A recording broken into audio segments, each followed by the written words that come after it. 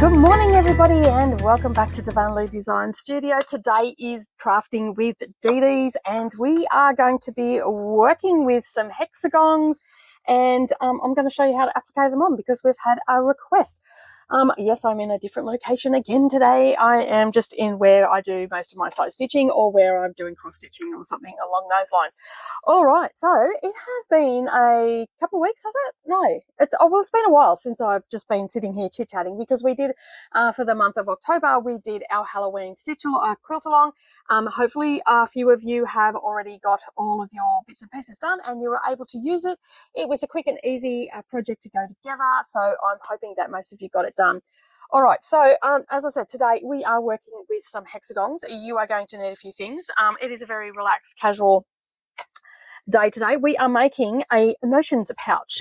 So you will need to have some felt, you will need to have some 1-inch hexagons, you will need some binding, maybe about 30 inches of binding, maybe a bit less. I always overestimate and then I just put them in a bag and then give them away to people. So you're going to need a little bit of vinyl, you're going to need a zip, and I've done some stitching off the camera. And if you're wondering how to do a zip like this, it's really simple. It's exactly the same way that you do for the front cover vinyl bag. So if you've made a vinyl bag, you're not going to have a problem with this because essentially that's what it looks like. And you're going to need some fusible foam or you're going to need some wadding. Now I'm using stuff out of my scraps, so this is all mixed and matched. You're also going to need some exterior fabric. So I'm using black because I've got black and white hexagons going on, and then for my lining I have 2 squares of 7-inch squares fabric of just for a lining. So I'm just using this pink one. It was in my scrap bin. I don't even know what quilt I used this in. May have been from a class situation and someone left it behind because sometimes that happens too. Now the lining and your foam pieces, I'm using fusible foam, but you can use sew-in foam. They need to be approximately 7 inches square. If they're a little bit less, that's fine too. You can square this up. It's super easy to do. So basically, once you have your foam or your batting, if you're going to use batting, you will need to stitch it in so it's all in one place and possibly do a couple of lines. I prefer to use foam. It protects my needles. It's nice and soft and spongy. It's easy to sew through and I don't have to quilt it because it's fusible. This is fusible, and even if it's not fusible, you won't really need to quilt it because the simple fact is that we're going to be sewing some stuff onto the lining, so it's going to attach it anyway, and it's not that big. So my rule of thumb, if it's about the size of my hand, I don't worry about quilting it. That just saves some time. I mean, this is just going to get chucked in the bottom of my sewing box, or in my case, trolley. So you need 2 of those. Okay, so 2 pieces of foam, 2 pieces of lining fabric. And then basically what we're going to do is we'll attach all our bits and pieces onto our fabric. And then you're going to need 1 large piece, okay, that is going to cover the whole outside of your lining and your foam. So basically this is going to go on last. We'll either stitch that down or we will fuse it on. I'm going to fuse it on in my case.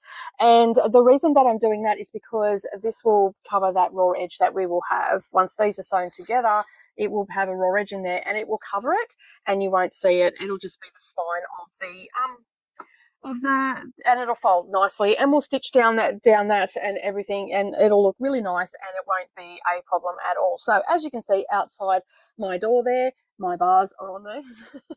That's to keep all the burglars out. We have a beautiful sunny day here and the birds are relatively quiet today. We've had rain and everything, and as some of you may already know that follow me on Facebook, I've had a pretty hectic week this week. Car broken down, 2 trips down to Brisbane, away at retreat, and it's just all been happening. All right, so I'm not going to keep you very long today. I do have a few things that I've got to do, but I was just thought I'd pop in and have a little bit of a chit chat with you, and while I'm making my notions pouch. And basically I've pulled out my box. Now some of you that have been here for a while, you know that I have this little box. This was a loom band box. My daughters did confirm it that it was a loom band box, and so I have, like, normally it's full of hexagons, so you can see I've got some fabric in there, but I've been using my hexagons a lot lately. We've made a cushion which is down there. I'll show you if I remember to bring it out, I'll before the end of the video. So we've made a cushion, and then I've made bits and pieces out of this and gave away for gifts and all that sort of stuff. So I'm still plodding away at that. Today I'm using my black and white ones. I still have a nice little bundle of black and white ones left. So you can see there I've got a nice little bundle of black and white ones, and then the others are sort of multicolored, mostly cream or brown, and they've got writing on them. But I do have a few little squares from a charm pack and leftover quilts and stuff like that that I've got to do up into hexagons, and I have another project coming up in the next couple of weeks, I think it is. Where's my schedule? Let me just have a look. I am so in go slow mode today because I have just like last Friday I went to retreat, so that was a 2.5 hour drive northeast. So northeast and then south. So that was a 2.5 hour drive there, 2.5 hour drive back. You know, and as you know, you don't get a lot of sleep when you're sleeping not in your own bed and you're at retreat because you're sitting up later, you're talking, and you're up earlier and all that sort of stuff. So I did that on the weekend. Come back on Monday. Quilted 2 quilts on Monday because I've got 5 quilts to get out this week. Because I knew I was having Tuesday off to go down to Brisbane because my daughter wanted to go and see her best friend who was in town to go to a concert. So we organised all that, and yeah. And it pretty much went pear-shaped from there. I got down to Brisbane. The car started playing up when I got about an hour and a half away from home. It sort of coughed and spluttered, didn't think anything of it, sat there, idled, it was fine. We drove to the next town, which that put us about an hour and 45 minutes away, and a place called Esk. We got there, and I was just on the outside of town, and the check engine light come on, and like all the light, it just lit up like a Christmas tree. So I quickly pulled over. Luckily, it was right in a town, and I had service. So I quickly pulled up and rang Brendan, and we've got a thing in the car that clears codes. So that was super easy to do. He just talked me through it. I just had to plug it into a certain spot, press a couple of buttons that cleared the code, car started. So, and that's what a lot of mechanics do. They have these code readers because a lot of cars have throw these codes, and then that gives you, it's the same as if your washing machine, your air conditioner, if it throws like a little letter and a number, it's a code to tell you what is wrong with to make it super easy to tell you what's wrong with it and whatnot. So, yeah, did all that and cleared the code. The car started because it was saying that it was fuel. Anyway, we got into Brisbane, and then we got to her where we were supposed to meet her friend, and then her friend couldn't get there because it was Melbourne Cup Day. We got there around lunchtime, so that was when everybody was using Ubers and all that sort of stuff. So we were going to go into the city and meet her at DFO near the airport. So that was a 25-minute trip from where we were, and that was fine. Started the car, drove off, got around the corner, went around a roundabout, car died. Just stopped. Coughed and spluttered, and that was it. Done. Wouldn't start again. Codes wouldn't clear, and all that sort of stuff. Luckily, my husband was on his way down to Brisbane. He was on his way to Ipswich, which was just around the corner from where we had to go to pick up a job that he was doing. So he had to pick up a car for a mate. And yeah, so anyway, he was just around, like he was still an hour and a half away because he was on his way because he had jobs to do up here beforehand. But he was on his way down, and he was empty when he was coming down. Or no, he was picking up a car from Fernvale to take to someone else in Brisbane. So by the time he got to me, he was empty. So anyway, I sat there for about an hour, and I rang him and I said, should I try the car? He goes, just try it. He goes, he reckoned that there was water on some, he had problems with it once before and he had fixed it, but it was a loose wire or whatever. So anyway, I started it, and it started, and I'm like, it's going. It's not coughing or spluttering. I sat there for a couple of minutes. It wasn't coughing or spluttering or anything like that, and it was fine. And he said, well, just go for it. He goes, head to where you've got to go, over to Brisbane. Anyway, I took off. I got about 600 metres down a weedy part of the road, and I got down to the Western Freeway, and just as I was about to go on the freeway, it died. And I was right near a cul-de-sac, which, like, there was a sweeper to go onto the freeway, and then there was a row of houses here that had their own little personal cul-de-sac there. And I'm like, I slammed the brakes on because it started coughing and spluttering, and I knew it was going to do the same thing again. So I slammed the brakes on right at the beginning of the exit so people could still get around me. I wasn't going to hold up traffic or anything like that. And then I sat there, and I'm like, I didn't want to be there because it was like, this was at 2:30, 2 o'clock, something like that. So it was pre-peak hour traffic. And I'm like, oh my God, it's going to get so hectic here. I'm going to cause chaos.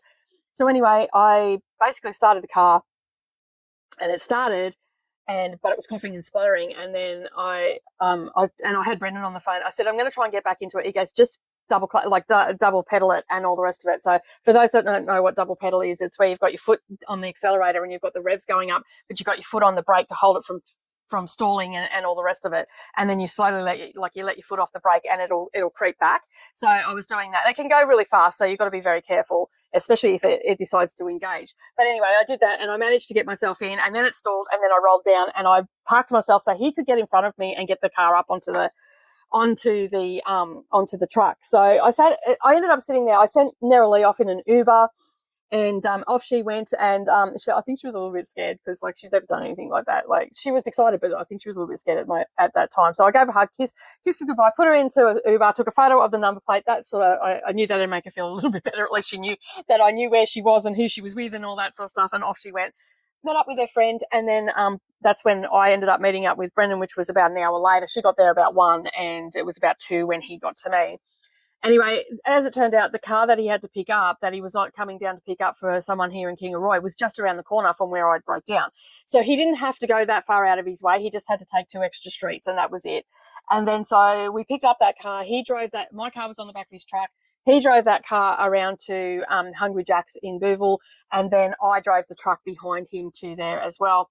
And basically, we parked up the car that he picked up for his mate, who is a customer, but like they're actually friends as well. So he parked the car there. I pulled all my stitching out, and I sat there and done some stitching, and then I got a little bit bored of doing some stitching, so I watched a couple of episodes of Friends. All up, I was there for about 3 hours. So he took the truck and he took my car because he had to go and pick up a cylinder head for the Jag that Savannah is taking to the formal next week, and that had all sorts of issues. So he had sent it down to a friend of ours that lives down that way, and he does cylinder head reconditioning and stuff like that. So he went down there with my car, and he was gone for about 3.5 hours, and maybe even a bit longer. I don't know. I was thoroughly entertained. I had my battery pack and all that. Like when I travel with all the things, and so I had plenty of stitching to do. I had book reviews to write. I had plenty of stuff that I could do, and that's what I done. And he went off and he took my car with him, and while he was there, because there was all tools and everything there, he was able to fix the car. It turned out it was an oxygen sensor that may have got some water on it, because once they drove it around a couple of times, they went for a drive and that together, took tools and whatnot.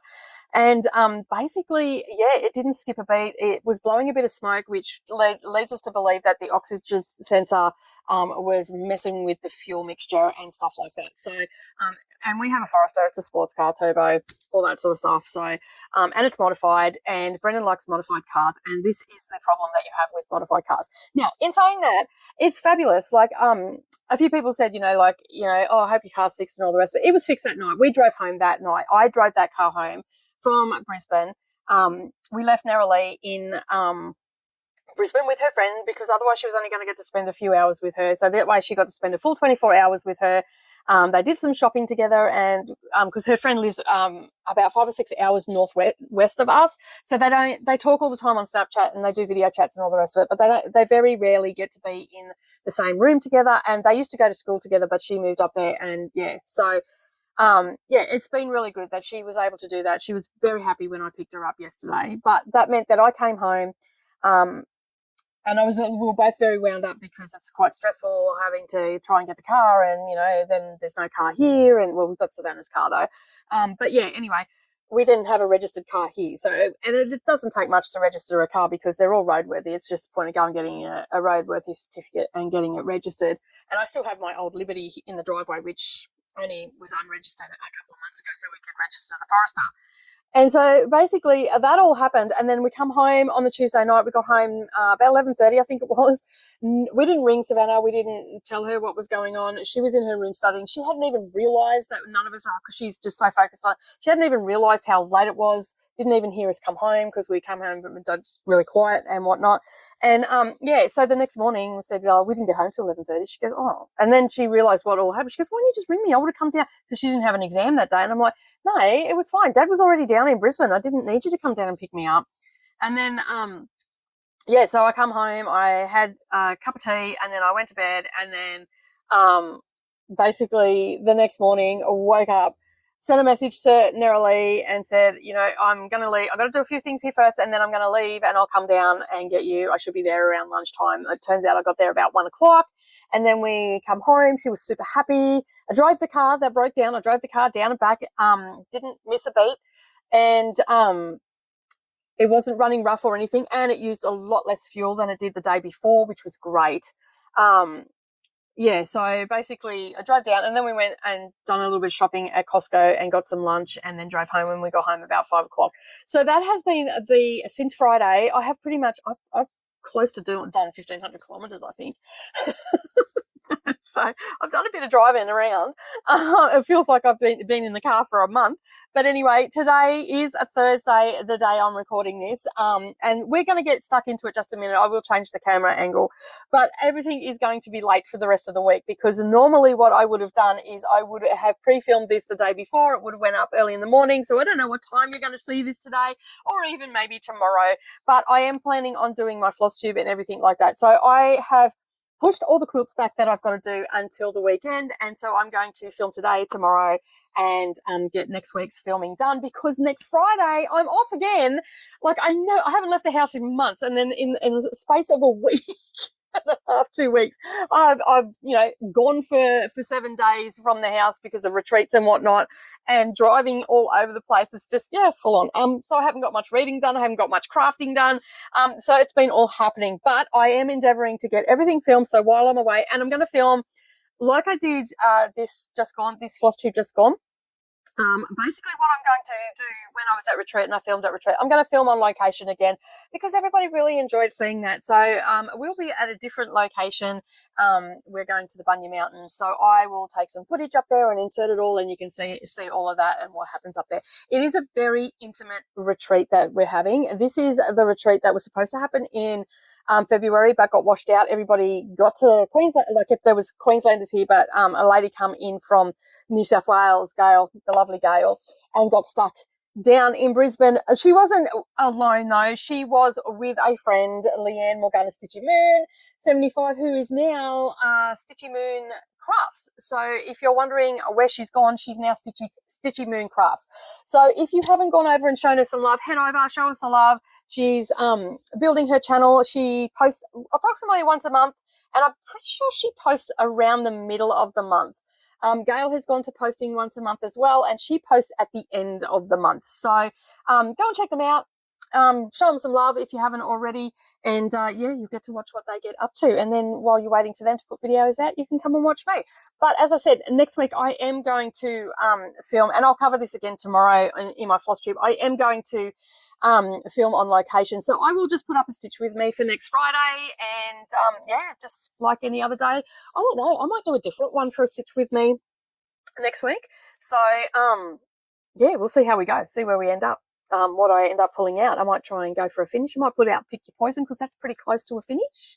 I've got 2 and a bit bottles to go, and I started on the lettering. I think I got P and O, the bottom half of that done, and then I just sort of got a little bit bored. I think I wasn't so much bored. I was just really tired, because I hadn't really rested from the weekend or anything. I just come home and got straight back into work, and to do 2 quilts in a day is a pretty full-on thing. But anyway, I've got to get them done, because I've got to get them out. I've got to get them back to people before Christmas and all the rest of it, and we're down to the wire now. All right, so back to we're doing this little pouchy, like the Sewing Notions holder today, and then we've got a couple of tutorials. We will have a foundation paper piecing tutorial, and a EPP tutorial, and they're Christmas related. So we're gearing up for Christmas stuff now. So keep an eye out for that. They are scheduled to go up on Wednesdays, but they may go up on Thursdays. It just depends how busy I get, because everybody seems to be coming at me at the moment to do stuff. So sometimes I'm just going to put things on the back burner. But this week you will see this one. You will see a floss tube. You will also see slow stitching Saturday. On Saturday, I'm going to just continue on working with that tree. And on Sunday, now, if you're in my Facebook group, we do sewing challenges. we'll do a little bit of update on that. We do some sewing challenges over there, and basically what I'm doing going forward is normally I do a bingo for stitching, so cross stitching or embroidery, and I also do a bingo roll for the reading. So they give you prompts where you pick something, and so it's, for argument's sake, let's say I put a prompt down, stitch on a project that has pink in it. You don't necessarily have to stitch on the pink, but just a project that has pink in it. Okay, so that can be anything. Most projects will have some sort of pink in it. So basically then I will have either 200 stitches if you're a stitch counter, or 2 hours. So my equation is 100 stitches per hour. Okay, so if you want to stitch, and you don't have to stick to one or the other, well, some weeks you might want to count, other weeks you might want to do by the hour. But the reason that I put it with the hour stitch rate is because embroidery is included in that as well. So you can bust out some of your embroidery. And a lady at the retreat, Rolanda, said, can I do machine embroidery? If you want to do machine embroidery, you can do machine embroidery too. Get some of those UFOs done and get them out of the way. So basically I have done, as I said, I've done the reading and I've done the stitching. And I also do weekly sewing challenges over in the group. I am now changing that to a bingo. So that will be a prompt, and I'm working on the sheet and getting that all up, and that will be in the group either Friday afternoon or Saturday morning. I will remind you again that it's over there. And then each Sunday I do a roll for both my booktube and for now for the sewing and stitching ones for this channel, and that will be a short. So something very exciting happened today in the last 48 hours. YouTube has made it now super easy, and I'll just insert a picture for you, have made it super easy for you to find where the shorts are, where the long videos are, and where our live videos are.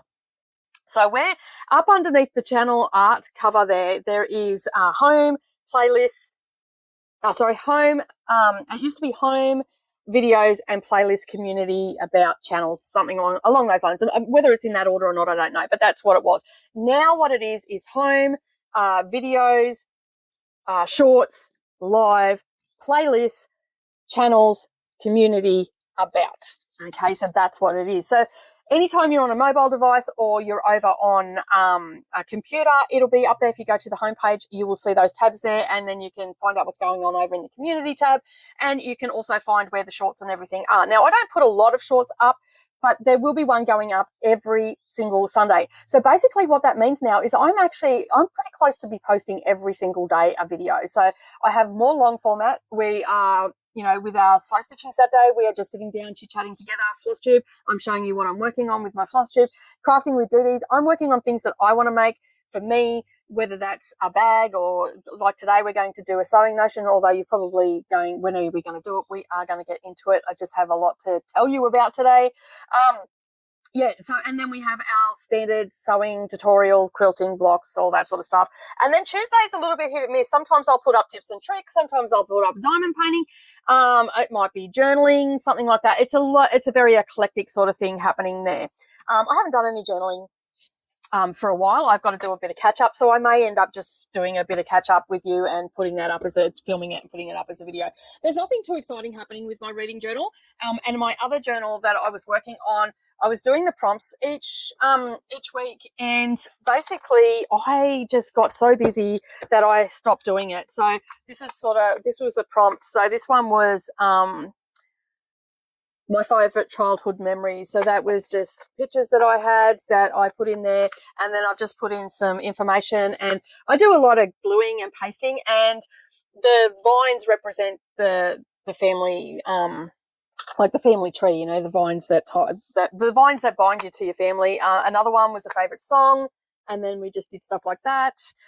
So I haven't really done anything. I still have, like, this is, we started off the year I am, so that was tell me about yourself, and I did the I am spread, and I just go and have a look over on Pinterest and that for inspiration. And then we've just got favorite things about summer, so I've just done it a little bit like that. It's just a way to shut down and not have to worry about anything. I love it. That's me with my great grandpa. That's my grandmother. These people are very influential in my life, more so than my parents. I don't actually have anything to do with my parents because they're very toxic. But my grandparents raised me for the first 5 years, and then I went back and lived with them. And this is my Uncle Bruce, who I still in contact with. And this was when I was first riding horses. So yeah, so we had and I think I was like 13 there, 12, 13 there in that one. So yeah, those are just some pictures that I had. And then we done family is important to me, so family is forever. So I just did a tree and just put all the different things in there: aunt, loving, daughter, grandpa, uncle, all that sort of stuff. And then place I want to travel, so I did it sort of like that. So I just play around. I'm not a perfectionist when it comes to that. I try to make it as neat as possible, but I have a little bit of a play around and whatnot. So I started doing that at the beginning of the year through the group, and it sort of dwindled off because I got super busy, and then I stopped doing it, but I kept putting posts up. I still have all those prompts, so it might be a case that I'll just go through those prompts over Christmas time and just do some drawing and not do any stitching or anything like that. Sometimes I take a break. But anyway, I'm going to change the camera angle. I think I've rambled on enough, nearly 30 minutes, just telling you everything that's going on and doing no sewing, and it's supposed to be crafting with DDs, not chatting with DDs. I might have to put crafting / chatting. Anyway, I'm going to just pause the camera now, do a little bit of a swap everything around and get the camera overhead, and then we can get stuck into our sewing notions pouch. All right, I'll be back in just a sec. Okay, so I think that is all good. All right, so you can see everything that's going on there. I'll just make a little bit more room. All right, so as I said, we are going to be making our zipper pouch. So the first thing that you want to do is you want to create your little zipper, and we do that by just taking a piece of fabric about 3 inches in width and about 7 inches in length, and we fold that in on itself. Okay, so you fold it in half and then you bring the raw edges in, and that gives you a nice folded edge here and a folded edge here. And then we do the same with this one, only difference is this time we actually slip this over the zip and then we stitch that down, and that's going to actually get stitched onto our little square here. And basically you can just take off the metal stopper, move your zipper pull in, and take off the metal stopper from this side as well. Get rid of any long threads or anything like that that are going to get in the way.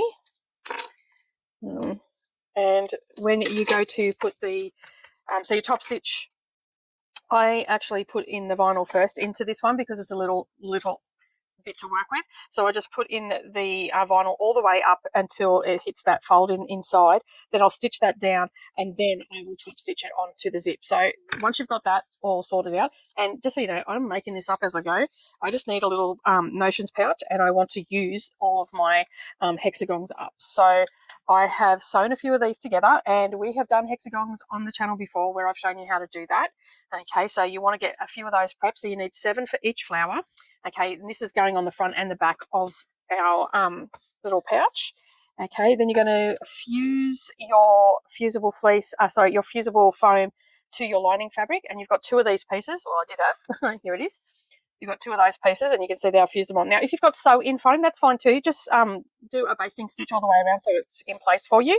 And then you're just going to grab yourself a couple of wonder clips, and we're going to find it about halfway. Okay, and I will just put the wonder clips at that halfway point. Now, your little piece of vinyl, that is 3.5 inches in height by 7 inches. Now, I've done that size. It is going to get trimmed off a little bit, and what I'm going to do is I'm just going to place at the halfway mark the zipper, not the top of the pouch, the actual zipper. Okay, and then I'm going to put that in place, and you will notice that there's a little bit just hanging off. Okay, we'll trim that up in just a sec. Okay, then just pop that wonder clip there. All right, so now what we're going to do is we're going to head to the sewing machine, and you're going to top stitch this in across the top here. Okay, so you're going to be about 1/8 of an inch from the edge, and we'll top stitch that down. Now do a back stitch at the beginning and at the end because we are going to put a little bit of pressure on that. And I don't know if you can see that or not, but the vinyl, if I get the light on it, you might, the vinyl just comes past the bottom, and that's just to make sure that we've got it nice and straight. Now, if you're struggling to make it straight, just draw a line halfway, like find the halfway point and draw a line, and just make sure that the center of the zip of the teeth match up with that halfway mark. I've just eyeballed mine, and I can see that it is relatively straight. It's fine. Okay, and I can just adjust it as I go. All right, so what we're going to do now is we're going to top stitch this down. So we'll head over to the sewing machine and do that. Okay, so we have that all stitched down now. And basically what we're going to do is, one thing I will say is just at the end of the zip, make sure you just put a back stitch backwards and forwards there, because I have been known to zip it straight off, so you don't want to do that. All right, the next thing that we're going to do is we're just going to trim up our vinyl to the bottom of our little lining there and get rid of that. All right, so now that that is all in place, we can just set that one aside, and you're going to grab your other piece and you're going to grab your felt. Now, my felt is approximately 14 inches in length, and it is about 4 inches in width. Okay, I am going to just leave it folded like that, but I am going to get my pinking shears. And as I said, I'm just making this up on the fly. This is nothing, no one's pattern as far as I'm aware. This is just something that I've decided that I'm making today, and I'm making it to the specifications that I need. All right, so I'm just going to go straight across and pink the edge of the bottom edge of the felt, and then I'm going to go up the side and pink that. I can just line that up and just in a nice straight line. Again, if you need to, just mark it with a pen, a friction pen, and you'll be able to get it nice and straight. Okay, now this is going to give me 4 leaves of felt, so it'll give me enough room to have some beading needles. It'll also give me room to have all the things that I need. So you know that I do, like I have chenille needles, which are a mystery, they've disappeared. I have cross-stitching needles, I've got beading needles, I've got sharps that I use for binding and all that sort of stuff. Then I've got needles that I used for English paper piecing. So I've got a fair bit here. Now you can, if you want to, write what they are, what size they are, and you can use a permanent marker. I tend not to do that. If I tend to just have the needles that I'm using in here, and I can tell what they are just by looking at the points and the eyes and stuff like that. They're generally all different, so they all look different, and I know what I'm using. All right, so basically, once you've got that pinked and all the rest of it, we are going to just eyeball this into the center of our little backing here, okay, because we want it roughly in the center, because we've got to account for some binding going in, and we've also got to account for our seam allowance when we join the two pieces together. So I'm just going to eyeball that, get that as straight as I can. In this case, I'm actually going to put a couple of I'm going to open it up once I take those wonder clips off, okay, and then I am going to just pop a pin in at the bottom and diagonally at the top. Okay, and then I'm just going to go over to the sewing machine. You can see that crease there, okay, and you may need to mark it. It's fine if you need to. I'm just looking for my friction pen, which seems to have cut it off. So I will just use my little pencil here. Okay, I'm just going to make a mark there and there. Okay, and then I'm just going to draw in that line. And I am just using black thread because that's what's in my machine and that's what I need for this project. So even though I will be able to see it, I'm not going to worry about it too much. All right, so let's head over to the sewing machine and stitch that down. All right, so we've stitched that down. Okay, so that is now in place. All right, and I can take those pins out. And that, as I said, that gives me 4 little sheets to be able to put pins and stuff on. All right, so if you feel the need to, you can stitch the top down here, but I don't worry about it because over time it flattens out anyway. All right, so set that aside. Now, I was just thinking about it as I was at the sewing machine, and I think that I want to add a couple of, a little bit of ribbon. Okay, I'm going to actually use a little bit of cotton tape, cotton lace, and I'm just going to put it across here. So I'm going to come down because we're going to have a binding go across here. So I'm probably going to come down about 1/2 inch and just put a strip of this cotton lace. And then that way I will be able to put some wonder clips on there, or I can put some of my quilting pins on there. And yeah, so I'll be able to use that. I'm not putting any cotton or anything in it. This is mostly for sharps, so I'll be able to fit my scissors in here, maybe a small marker, like a piece of chalk or something like that, just to have it in there. All right, so I'm just going to cut this off, and I'm going to make it a little bit further along, just to give me room to work with. And I just get these from places like Spotlight or Amazon or Lincraft, and I just have a whole heap of them. They usually come with about 2 or 3 meters, I think. Oh, this one actually has 5 meters on it, and it's called Cotton Lace. And I'm pretty sure I got this one from Lincraft, but any sewing place will have it. All right, so I'm just going to eyeball that, and basically I'll just put a wonder clip on the end to hold it. And as you said, I'm just wrapping that around, and I'm putting a little bit of pressure on it, but not too much, because I want to still be able to get my little wonder clips under there. Okay, so that looks to be pretty straight to me. and we'll head over to the sewing machine and we're just going to baste it down, and I'm going to keep it wrapped around there because then that way it'll catch it and it'll be nice and secure. All right, so don't forget to do a back stitch at the beginning and the end, and you're only going to baste it in, so you don't want to do it at a 1/4 inch, you want to do it about eighth of an inch, and then that way it's going to get hidden in our seam allowances and under our binding. Okay, so that is all our bits and pieces sewn on, and that's all we need to worry about right now. And now what we're going to do is we're going to join these two pieces together. So basically you're going to lay them right sides together, and we're going to line up our raw edges. Okay, making sure that we catch everything that we need to catch in there. All right, just had a little bit of a kick there that wasn't supposed to be there. All right, so making sure that your everything is facing the right way. So this is what it's going to look like on the inside. Okay, and we're going to line that up. Now, don't worry if your fabric has come out past it a little bit. We can trim all that up in just a moment. And it's going to be hit by the binding anyway. So just grab some wonder clips and just pop them on. And we're going to use a 1/4 inch seam allowance, and we're going to back stitch at the beginning and at the end. Now, as you might have to adjust as you're going, make sure you put the needle in the down position. Okay, and then that way you can move and adjust without losing your spot where your seam allowance is. I just totally had a mind blank then. All right, so we're going to stitch along here for a 1/4 inch seam allowance, back stitching at the beginning and at the end. All right, so we've now got that stitched down, and we've back stitched at the beginning and the end. Get rid of any of your long threads. Okay, now if this is getting in the way for you, you can always just put a pin in that, and that'll just keep it out of the way. It'll stop it from flapping around, and you can just sort of scoot it there and it'll be fine. All right, so we've got room for our wonder clips. We can put a couple of safety pins on there as well, but that is the inside done. And you can see here that this piece was just slightly larger just where the fabric, the foam is not, so I can trim all that up.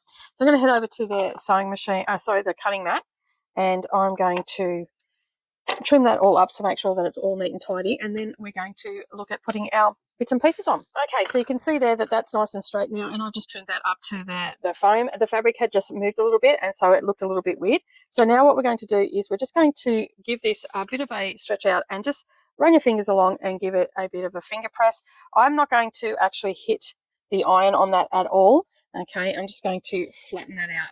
All right, so we can see there that it's going to open up just nicely. All right, so now what I'm going to do is I'm going to just remove that pin before I stick myself. Okay, I'm going to flip that over, and then I'm going to get my piece that I've got here. Okay, and I'm going to start in the middle and slowly flatten that out as much as I can. Okay, and get that all sitting really nice and flat. All right, and we want to cover all that foam, but I want to just press that in place first, okay? Or if you need to, you can stitch that in place. So if you find that it's a little bit bulky, you can take a little bit of the bulk out. It will help to do that. Just use your pinking shears, okay? And we can get rid of that. So I'm sorry, but my garbage man's just coming along, so hopefully that didn't pick up. Okay, so we've done that. We're going to get our piece. I've just given that a press, and we're going to lay that on. Now, this piece is a little bit bigger, and that's okay. All right, so what we're going to do now is if you're got sewing one, you can press this on if you've got fusible. But if you have a sewing one, what you're going to do is, and I'm going to do the instructions for that, what you're going to do is you're going to line that up on that seam, and we've taken the bulk out. Okay, so it's sitting nice and flat. And what we're going to do is just pop a wonder clip or a pin, whichever you find easy. And what I'm going to do is I am going to top stitch on either side of that seam. And that's going to create, like you can see there, it's going to create like a spine of our little booklet. Okay, so I'm going to put the edge of my presser foot up against this, and I'm just going to run my finger down as I'm going to keep it nice and straight, and I'll turn it around and I'll come back the other way. Now, if you don't have sew in, you can press this down and then you can do that anyway, okay? We're both going to do it, but it's easier if you sew that down first if you have the sew in one, or you can baste it all the way around as well. All right. Okay, so you can see that that is now stitched down, and what we're going to do now is we are going to, you can see it's just come past a little bit on each end. What we'll do is just trim that off flush with the edge, and if you've got any down past here, neaten that up as well. Okay, so now that you've done that, what we need to do is we are going to get our binding, and you can see there that I've just stitched it down and it's just created a spine. So we're going to get our binding, and we're just going to pop a clip down, but you want to leave a little bit of a tail, okay? And then we're just going to pop this on all the way around so we can sew it down. And I will link up the top how to do binding. We've got a couple of videos on the channel, on how to do that. And I do apologise not showing the sewing machine and the sewing, but my second camera is just not filming correctly, and so it's taking me a lot longer to do it, and I don't want to have to keep readjusting the overhead camera. So I am working on getting another camera for the B-roll, but so please do bear with me. But I do have, as I said, I do have a fair few videos on the channel where we're doing different things like close-up of binding, close-up of foundation paper piecing, and all that sort of stuff. So it's no point in repeating it. I'll just link those videos up. So basically what I'm doing now is I'm just bringing around enough, because I actually done extra, because I'm going to make a couple of these using this fabric, because I had a couple of, I think there was almost a fat quarter of this pink one, and black I've always got scraps for. So basically what I've done is I've just clipped all that down, and then what I've done is I've come back here and I'm just going to trim off my excess. Like, I don't have too much, but it's easier to get rid of it than have to deal with it. So I'm just going to grab my little ruler, and on my bottom one I'm going to line up the 2 1/4 mark on my ruler, and then the top one I'm going to lay that in place, and then I'm going to just snip it off at the edge of the ruler. So I'm going to snip this tail off. I'm not cutting the bottom one, I'm just cutting the top one. So I'm just going to line that up at 2 1/4, because what happens is I find by the time I get around, it's actually moved a little bit, and that gives me the correct amount. So I'm lining the edge of this bottom one at the 2 1/4 mark, and then I'm laying this on top, and then I'm just getting my scissors and cutting the top one. I'll just put a little mark in that. Okay, so you can see I'm not cutting the bottom one, I'm just cutting that one here at the top, and then that way I don't have to deal with all that. And basically what will happen is when I don't join them yet, but when I come around back to here, what I will do is I will just bring these up, and it'll be a lot easier because I won't have all the clips on there. I'll bring them up, pin them in place, and then do the diagonal stitch. But I'll show you how I pin that all in place, okay? All right, so now what we're going to do is we're going to start at this one to clip here. So that's about 3 inches down. So we've got about a 3-inch tail. We're going to start here, and we're going to basically put our binding on. We'll come down, we'll stop a 1/4 inch from the corner, we'll turn to make it go on a 45 and stitch off on that corner. Then we'll put our mitered corner back up, which will come together quite nicely because we've got that stitch mark in there.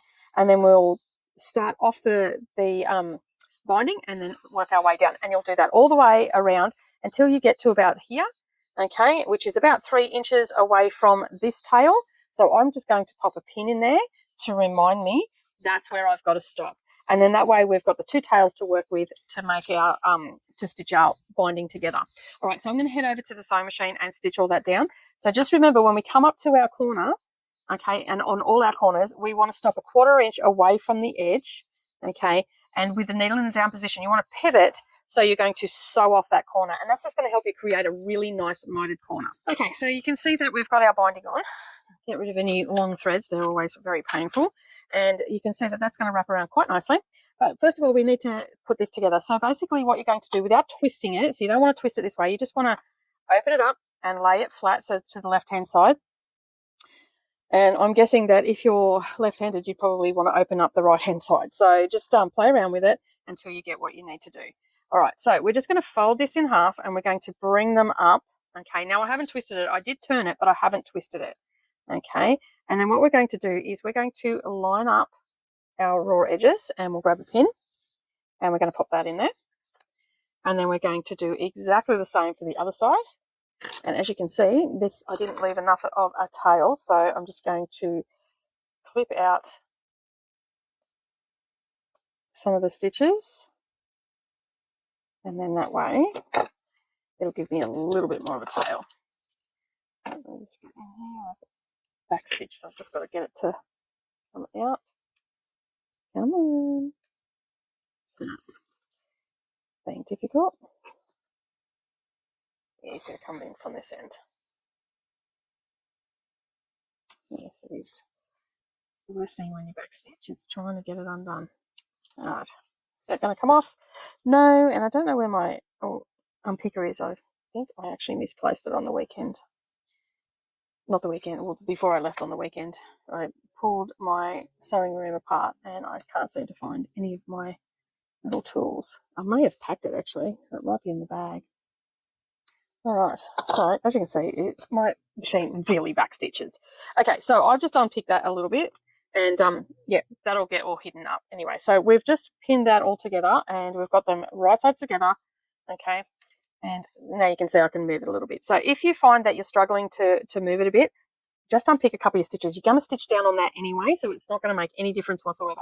So grab another pin, okay, and you want to pin that the same as what you did with the top one, but you don't want to put it where you're going to sew, because you're going to sew corner to corner.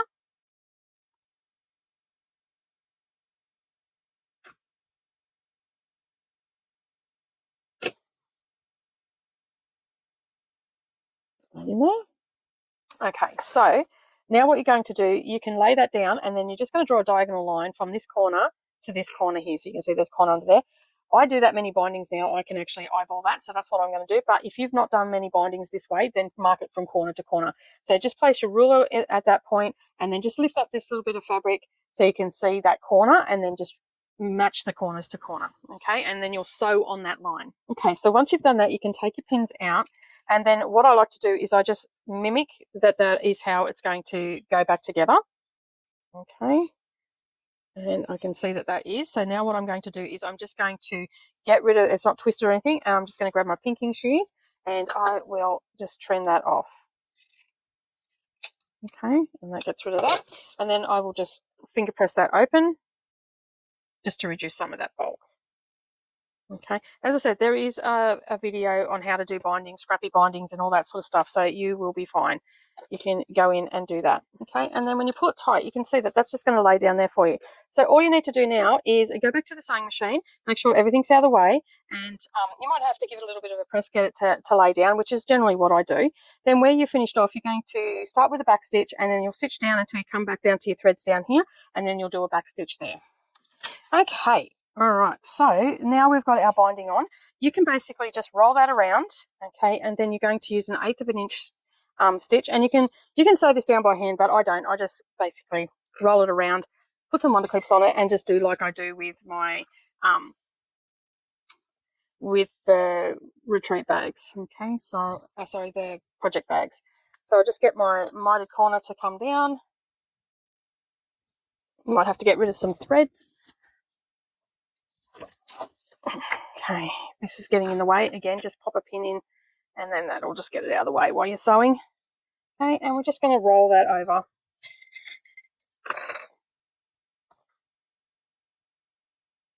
Get any threads out of the way. This fabric is very, like, I'm glad that I'm not using it in a quilt, because it just frays so much. And just roll over until you've got a mitered corner. Doesn't have to be absolutely perfect. As I said, I am just making this up as I go, because this is what I need in a little notions pouch. And it just works really well for me. Okay, so you can see there, I'm just rolling that around.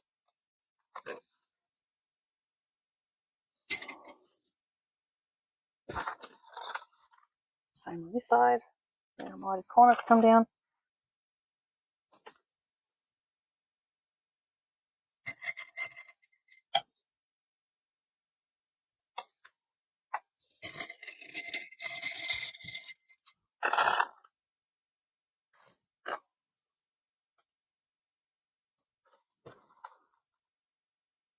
I can see how much I've froze. It's terrible.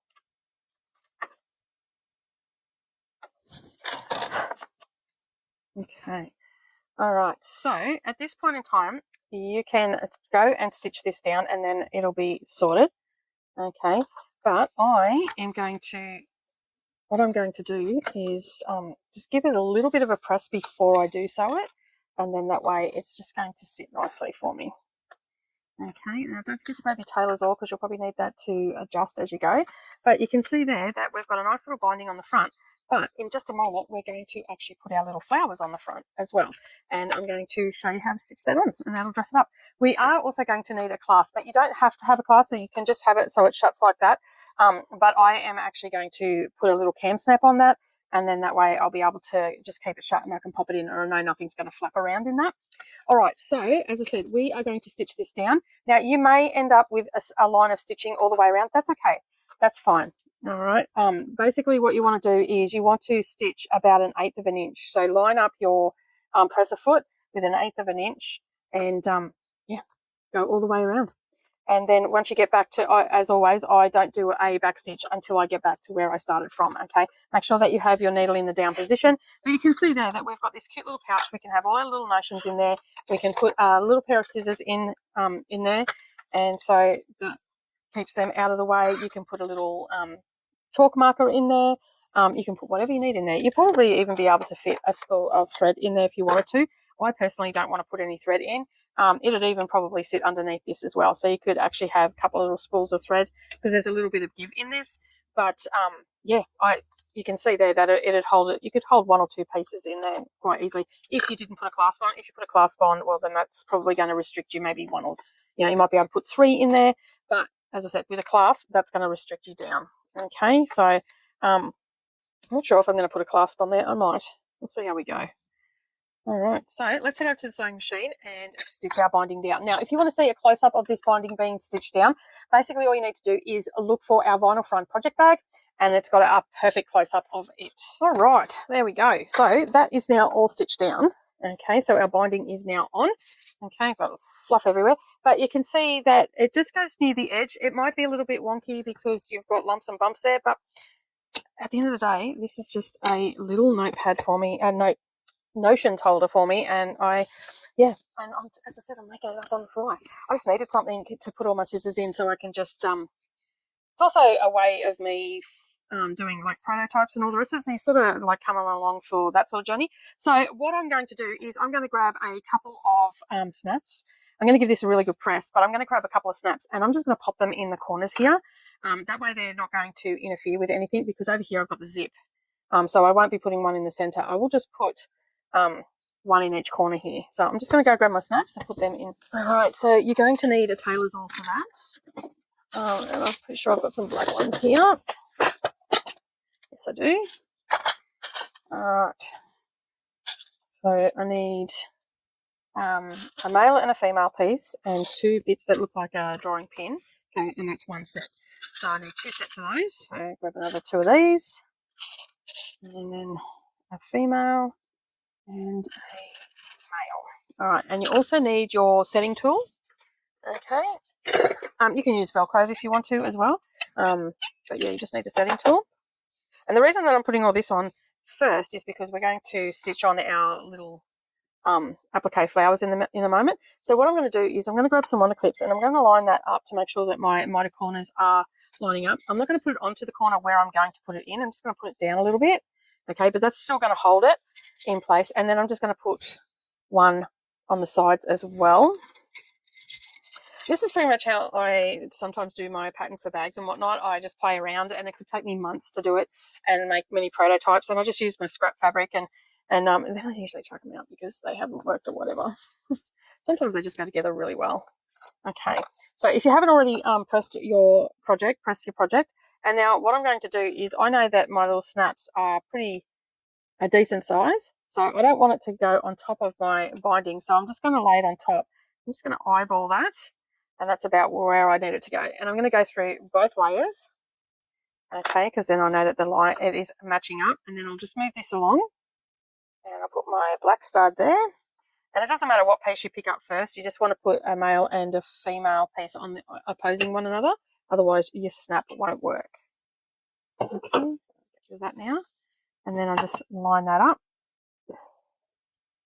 and give it a gentle squeeze. Okay, you don't need to press it real hard. Okay, so your little button is on the outside, and then we'll flip it around. Now I just put a female piece on that, so I need the male piece for this side. Okay.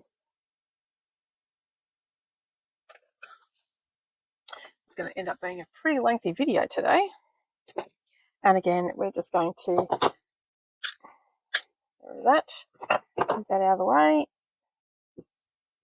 and line that up, and give it a gentle squeeze.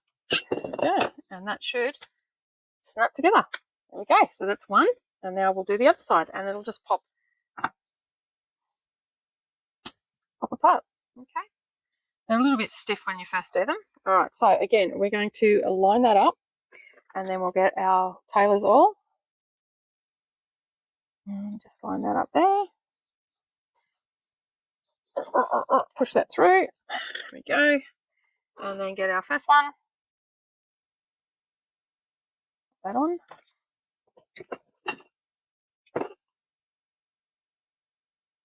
Then give it a gentle squeeze. Okay, give it back now. And then grab that last one. All right, so the next thing that we're going to do is put our little, we can get rid of that now. Don't need that there. Okay, so we'll just line that up and give it a gentle squeeze. Okay, so that is now our snaps on there. So that will now hold that closed. Now, as I said, you'll be able to put some cotton in there, but you will probably not be able to put any more than 2 in there, and it's going to bulge it a little bit. But you can see there, it's just like a little folding wallet. Okay, it's pretty rough and ready, but as I said, I've just made this with scraps. And now we're going to dress up the front. So unsnap your snaps, okay? You know, from something like this, another design will come. Okay, so now what we're going to do is you are going to take out your, this is glued in and it's painful, this one. I tried to get it out of the other one and it broke me. Okay, so basically what you're going to do is you're going to take out all of your little bits and pieces. This one go to there. Come on, release it. Thank you. Sometimes, just don't want to. All right, and then what you're going to do is you're actually going to give it a really good press, okay? You don't need to use starch or anything like that, but you're just going to give it a really good press. It just will set all those seams again for you, and then that way you won't have to worry about it. All right, let me just get this out. This one's glued in. All right. See, when you take the glue ones out, sometimes they just get a little bit warped. That's why you've got to really give it a good press. Okay, so I'll get this one out. We'll head over and we'll press this, and then we'll come back. Now, don't forget, there was a couple of things I didn't mention at the beginning, and that was I forgot to mention that cam snaps, they're an option. And I also forgot to mention this as well, but you've already seen where that goes. And that was sort of, I thought, oh, I won't put anything like that. But then as I was doing it, I'm like, yeah, it really needs it. So that was sort of a last minute addition. But I forgot to mention the fact that we can put snaps on this. And as I said, you don't have to, but it does make it a little bit of a nicer finish. And you're also going to need basted glue. You know, the Roxanne's basted glue that I love to use. You're going to need, I'll need that to put these on, because if you don't get to this today, you can sit it there and it's not going to fall off or fall apart on you. Oh God, that glue was good. Super glue today. All right, so we've got one more to get out. Out. Thank you. Come on. That's it. Good job. All right, so I'm going to head over to the iron, and I'm going to give these a really good press. I'll get rid of these. We can reuse these. We only lost one that time. Sometimes we lose some, sometimes we don't. All right, now, as I said, give it a really good press. If you need to, you can use a little bit of starch, but it's not really necessary. Just a little bit of water will be fine. And yeah, set those seams again, and then we'll come back and we'll stitch it on. Okay, so we now have that all pressed. Okay, and I just used a little bit of water just to flatten them out a bit. All right, get rid of all my little bits and pieces. All I'm going to do now is we need our little bit of a basted glue. Okay, and all we're going to do is pop a little bit onto the corners, okay, on our seam, not right near the edge. Okay, and I'm just putting a dot here and there. And once I have put both of them in place, I will press it, and that will help hold it in place. Okay, so I'm just going to eyeball it, and I'm going to have it like a flower, and I'm going to get that as centered as possible. Okay, and as straight as possible. And I'm just going to press that in place. Okay, and then I'm going to do the same with the second one. Now, we're not going for absolute perfection here. We are just getting that on there, eyeballing it as best as we can. Okay, and the best thing about this glue is that if you can't get to stitch it down, or you start stitching down, you've got to walk away from it for a couple of days. Basically, this is going to hold it in place, and you're not going to have any issue whatsoever. All right, so let me just see where there's the top there. So this is my front, so I'm just going to line that up. I'm going to have that pencil going up, and again I'm just going to eyeball that, not getting too hung up on it. Okay, and then I'm just going to gently put that in place. And you can see there that they've lined up quite nicely. And now what I'm going to do, I mean, you're not going to see them like that. You're only going to see one at a time. Okay, so what I'm going to do is I'm going to head back over to the iron, and I'm just going to give a little bit of a heat to that, and that'll dry that glue, and then they're not going to move at all. So then we can get rid of any little threads that are in the way, and then we can start stitching. Okay, so that is now all pressed in place, and that's not going to come off, so I can pick it up and I can move it. Now, I am going to use a grey thread, and we're not going to go all the way through. We are going to do what I call a blind stitch. I'm not sure if it is actually a blind stitch, but I can't see it. So I'm going to call it a blind stitch. And then that way we are going to make sure that we can't see it, but I am actually going to use a grey thread. All right, it's a light grey. You could probably get away with a dark grey if you needed to. Okay, and I'm not 100% sure how I can show you in a left-handed way because it just won't work for me. All I can suggest is that when you're doing it, you're going to come back the other way because it's going to be natural for you to be going this way, whereas it's natural for me to be going this way. Okay, so I'm right-handed and I'm showing you right-handed. If you're struggling doing it that way, just stop, take the thread out, and then do it left-handed. So you'll work this way as opposed to this way. All right, because I'm going to basically just come underneath here and I'm just going to tack it down. And it's like a whip stitch that we're using. Okay, but it's spaced out a little bit. It's not, and you can't see it from the top. So I will get my needle, which should be here, and I'm just going to go and grab my grey thread, and I'll be back in just a jiffy. Okay, so I am using a 60 weight thread, and I'm only going to use one strand. Now, we are not going through to the other side. We are going to be working into the foam, but we don't need to go all the way through. Okay, so just take a little bit off at a time, grab your scissors, trim some off. We're just using one strand. This is the same thread, it's just on my long arm bobbin, and rather than grab a spool out, because I've just finished that spool, rather than open up a new one, I've just decided to pull the bobbin out. So grab your magnifiers if you need them, and your needle threader and your needle that you're going to use. And I am just using a regular sharps needle. It's just a little bit longer, and I don't have any issues with using that. So just once you've got it threaded, okay, and as I said, we are just going to be using one strand today. We don't need two. And we're going to just put a knot in the bottom, okay, and then I'm going to lift up that corner. That's why I didn't want to put it right to the edge. I want to lift up, and I'm just going to take a little bit of a snippet of that, and then it's going to come back down. Okay, so what we're going to do is where we've just gone in, we're going to come out. And it's just like when you do a binding, okay? This is how I put it down. So I'm going to take a little bit of the bottom fabric and a little bit of the hexagon right in the edge. And I'm sort of underneath the hexagon when I take a bite of the bottom fabric. So I'm going to come right out in the edge there, and that's just my first stitch, okay? So now my thread is actually coming out of my hexagon, okay? And remember, I'm not going all the way through. I'm just working on the top. And then what I'm going to do is I'm going to go back down in, okay, so you can see my needle's going down just underneath where that thread's coming out in the bottom fabric, okay, without going through. And then I'm just going to come out about 1/8 of an inch, maybe a little bit more. And then I'm just going to stitch that down. So you can't see it. So that's the thing. It becomes an invisible stitch, okay, but you can see that that is tacked down. If I pull that, you can see that's tacked down really well. And that's what I'm going to do all the way around. Now, basically, you just want to go in underneath where that thread's coming out into the bottom fabric, and then you come out in the crease of the hexagon. When you get to the points, okay, you want to be coming in at that point, and then you'll just turn your needle to come down the other side, okay, and that's going to hold that tip in it. And I'm not coming through to the other side. I'm just working on the top.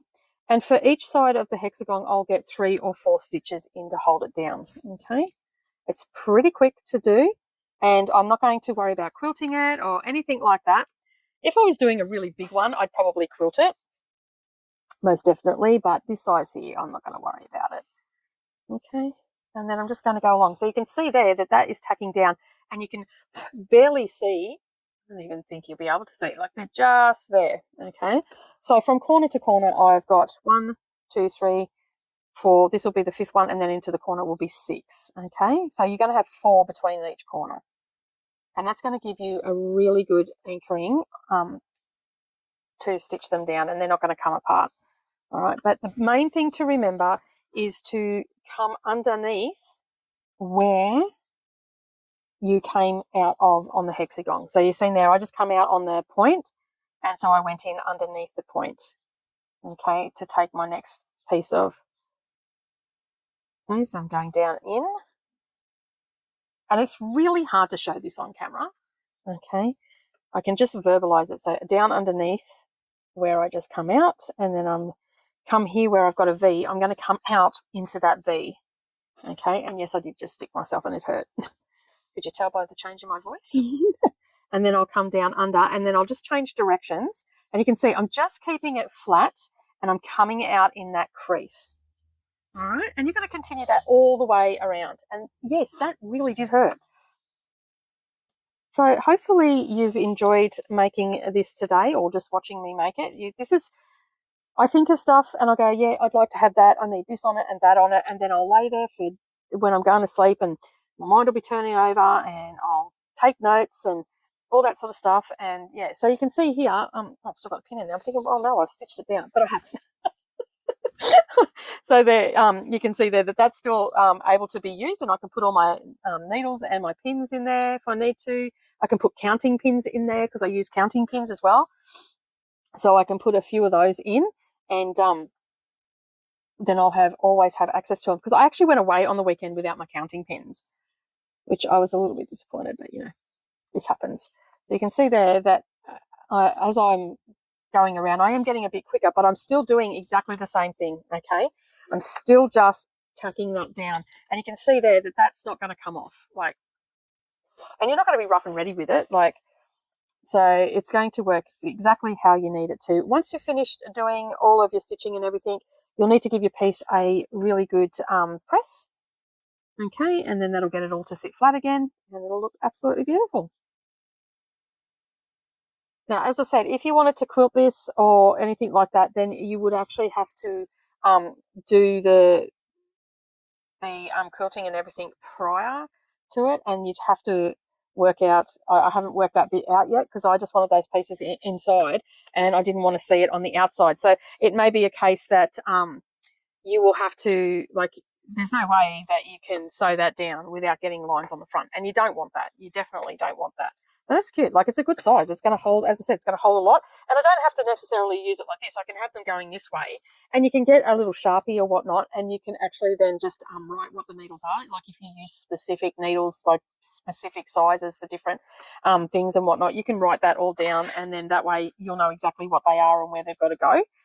For me, I'm pretty much a creature of habit, so on the front I'd probably have some counting pins, and then my standard cross stitch ones, which are my gold-eyed ones, and then on this side I'd probably have my English paper piecing, and then so forth and so on, beading and stuff like that, because I often use a beading needle to do stuff like this, like binding, hand binding and stuff, because it's got a little bit of flex to it, and it makes it super easy to and they end up bent, and you go through them like nothing else, but it does make it super easy to work on the top when you can't go through, and you can't do that with a binding. You can't actually go through, and because otherwise you'll see the stitches on the front of the quilt.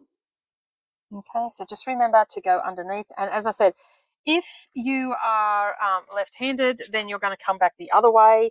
You're going to go underneath and go I'm not 100% sure how to do it left-handed. I haven't actually had anybody close to me that is left-handed that does bindings, so they normally just hand it off to me because I have that binding service, so it's a bit hard to think about it, but it would be the opposite of what I'm doing. I guess I could do it the other way. I don't know, but anyway, it is what it is. So as I said, you are going to continue that all the way around, and you can see it doesn't take long at all. We've already done 3. It'll go really, really quickly. And I'm looking forward to seeing your posts over in, over in the Facebook group if you've made one, or on Instagram. I'd love to see them. Don't forget to tag me. Leave a comment down below as well. That's what I wanted to talk about too. I forgot about that in the chitty chat part. All right, so I'm going to continue doing that, and then when we come back, it'll be all done. Okay, so we've stitched all that down, and I'm just going to show you how to finish that, so you can see that that's not going to come off at all, and you can't see any of the stitches. So I've come back around where I started, And all I'm going to do now is I'm just going to take another little bite where it's come out, and I'm just going to thread it through once and twice, pull that tight, and then what I'm going to do is bury the thread. So I'm going to go underneath the hexagon and then come out, and then I will just snip that as close as I can to the fabric, give it a rub, and it'll disappear. So now that is all stitched down. Just take off my magnifiers and get my normal glasses so I can see what I'm doing. Okay, so that is all stitched down and our little pouch is all finished. So I'm just going to grab my lint roller and give that a bit of a clean and a press. All right, so I'm just going to give that a bit of a roll. That'll get rid of any bits of fluff or anything, any threads that we need to get rid of. We can snip them off. Inadvertently, we always miss some. All right, but that is our little notions pouch. Okay, so you can see there we can add some wonder clips, put some of those on. We can pop a little pair of scissors in there.